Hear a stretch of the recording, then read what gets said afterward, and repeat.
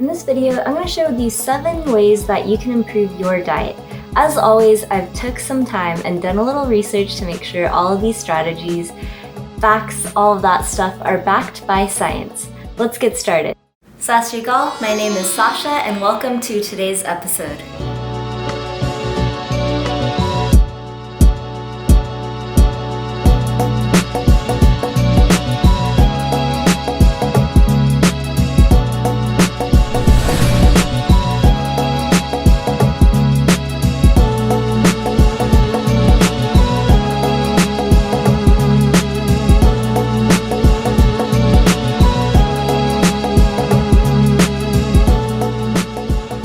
Number 1, practice mindful eating and chew your food slowly. And actually chew your food. I mean, have you ever been in the company of someone who's literally just scarfing down their food? I just think that's really unattractive. If you do that, now you're aware of it and you can change that. Digestion starts in your mouth when your teeth and saliva start to break down food. When you chew your food, the food is being broken down into smaller pieces, so it's going to be easier for your body to digest them and absorb the maximum amount of nutrients. When you don't chew your food properly, you're more likely being rushed, you might be more stressed, you're going to eat more. On top of that, you're more likely to develop some sort of digestive issues, and you don't want to be dealing with that extra nonsense. Whereas if you properly chew, just take the extra couple of minutes or whatever it is, you're going to feel more full, you're probably going to eat less, and you're actually going to absorb the maximum amount of nutrients from that food.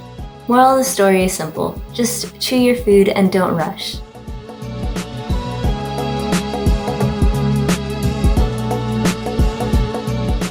The next way to improve your diet or eating habits is to learn to look at nutrition facts. Now, I'm not going to delve into this too deeply, but I'm going to give you a quick overview and some pointers of what can help you get started with this, just the basics.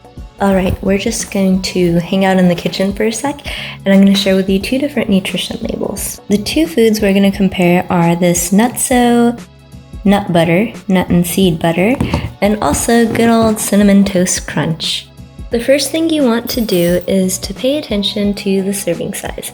So as you can see, for the cinnamon toast crunch, the serving size is only 1 cup.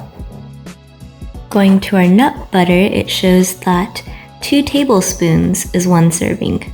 Let's just focus on this row of the cereal itself instead of with the skim milk here. So next, check out the calories. So this is 170 calories. This is 170 calories in 1 cup. So if you have 2 of these, that's gonna be what, 200, 340? And then let's go back to our nut butter. So 180 calories in 2 tablespoons. If you have 4 tablespoons, that's gonna be 360 calories in just 4 tablespoons. Next, let's look at saturated fat, sodium, right there, and added sugars. Now, you want to try to keep these 3 item lines low because they are linked to so many illnesses, cardiovascular disease, obesity, high blood pressure, etc. And you might also notice there's a total sugars and an included sugars section. So what this means is the total sugars include the added sugar. Added sugar should be minimal because it's the sugar that's what's added during processing. So that could be sucrose, dextrose, table sugar, sugar from honey, sugar from concentrated fruit or vegetable juices. But right here we see that it says included sugars are 12 grams, which means that the total sugar is 12 grams. That includes these included added sugars. There is nothing more than what is occurring in this naturally. However, I think we know that Cinnamon Toast Crunch is probably not a very natural cereal. And if we go to our nut butter here, it shows 1 gram of total sugar, 0 added sugars. Last, you want to look at this percent daily value, and this shows how much the nutrient contributes to your total daily diet requirements. Generally, below 5% is considered low, and above 20% is considered high, such as this included sugars right here. Going back over to this, as you can see, the saturated fat is a little bit high here. It's above 5%, so you definitely don't want to be eating a lot of servings of this. And there's a lot of stuff below 5%, such as the sodium, so that's good. Just try to select foods that are lower in saturated fat, sodium, and added sugars. Alright, let's compare quickly the Cinnamon Toast Crunch to the nut butter. So here at the bottom of the nutrition label, it shows whole grain wheat, sugar, rice flour, canola oil, fructose, maltodextrin, dextrose, salt, cinnamon, trisodium phosphate, soy lecithin, however to say that, caramel color, BHT added to preserve freshness. Now let's stop right there. I think we know enough. BHT is butylated hydroxytoluene. It's an ingredient that's been banned from foods in Australia, Canada, New Zealand, Japan, and throughout Europe. Although the FDA recognizes BHT as being safe for the most part, it's pretty controversial. And that's because they've been shown to raise cancer risks in animal tests. Now this one should be simpler. This is the nut butter and it has cashews, almonds, Brazil nuts, flax seeds, chia seeds, hazelnuts, pumpkin seeds, Celtic sea salt, and it has an asterisk for the dry roasted. So there you have it. That's pretty simple. You know everything in this. I would eat less of this than the cereal, obviously, but it would be a cleaner eat than all of these ingredients.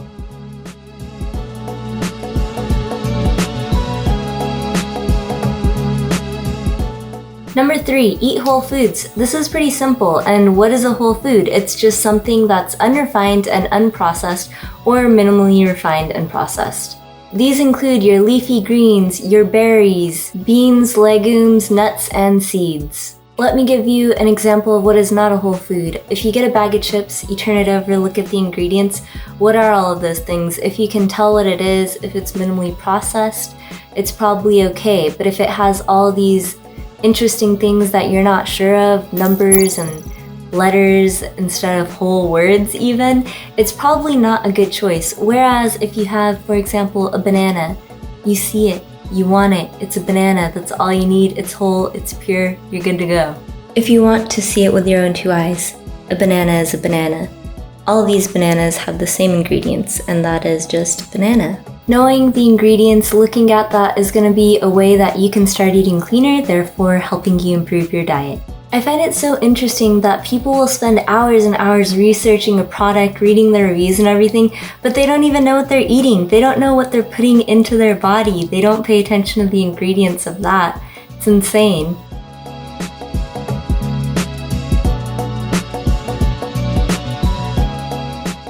Next, I want to recommend checking out my book, available on Amazon, Kindle, audiobook, paperback, hardcover, whatever you want to call it.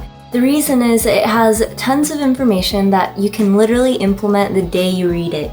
So I have lists of different types of plant-based foods, whole foods, ideas of fruits and vegetables. I have a little pyramid depending on what your goals are. Hopefully you can see that. And in the end, I have appendices on serving sizes, all of that good stuff. So I definitely recommend you check that out. And it's pretty cool, I think. I'll leave the link in the description in case you're interested. It comes in paperback, hardcover, audiobook, KDP, the Kindle version, I mean, as I mentioned before.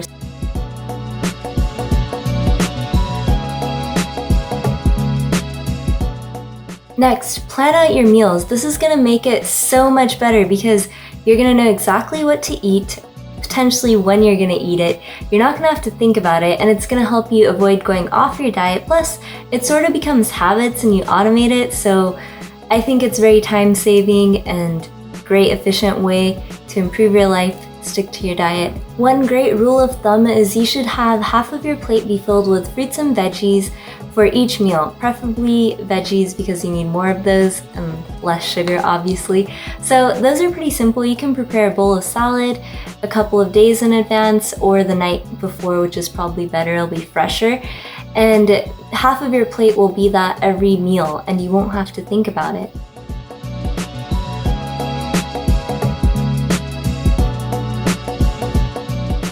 Next, this one might be common sense, but drink water. Make sure you're staying hydrated and you're drinking enough water for your body type, your height, your weight, activity level, age. All of those factors play a role into calculating how much water you should be drinking a day. It's important to drink water because it protects your body and organs, it flushes out the toxins, therefore it's putting less pressure on your liver and kidneys, and it's a carrier for nutrients and oxygen to cells, plus it lubricates your joints. So yeah, just hop on Google or any search engine, type in water calculator, and you'll figure out your daily required intake pretty quickly.